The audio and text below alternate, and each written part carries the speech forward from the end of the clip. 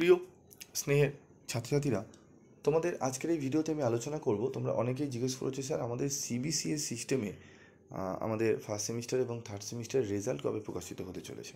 তো এই বিষয় নিয়ে আজকে আলোচনা করব। তো প্রথমেই বলি, তোমাদের আমি এর আগের ভিডিওতে আমি আলোচনা করেছিলাম সেমিস্টার 1 এবং থার্ডের রেজাল্ট ডেট কবে, সেমিস্টার 2, 4 এবং 6-এর এক্সাম ডেট কবে এবং সাপ্লিমেন্টারি এক্সাম কবে হবে। তো আজকে এই ভিডিওতে আলোচনা করব সেমিস্টার 1 এবং থার্ডের সিবিসিএস সিস্টেমে যারা পরীক্ষা দিয়েছে সাপ্লিমেন্টারি এক্সাম, তাদের কবে রেজাল্ট প্রকাশিত হতে চলেছে। তো প্রথমেই বলি, তোমাদের কিন্তু থার্ড সেমিস্টারের সিবিসিএস সিস্টেমে পরীক্ষা তোমাদের আগে হয়েছে এবং তারপর হয়েছে তোমাদের ফার্স্ট সেমিস্টারের পরীক্ষা, ঠিক আছে। তো এখানে তোমাদের যে থার্ড সেমিস্টারের যে পরীক্ষা তোমাদের সিবিসিএস সিস্টেমে হয়েছিল, ঠিক আছে, যেটা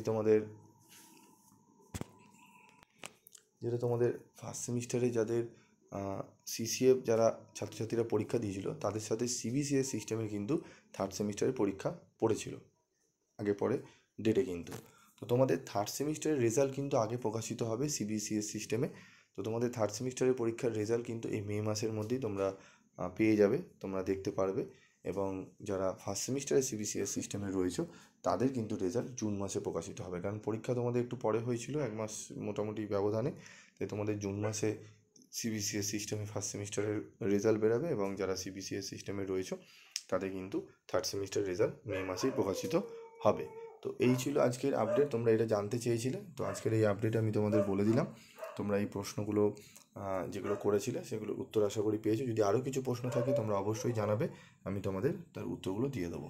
আজকের মতো ভিডিওটি শেষ করছি, দেখা হচ্ছে পরবর্তী ভিডিওতে।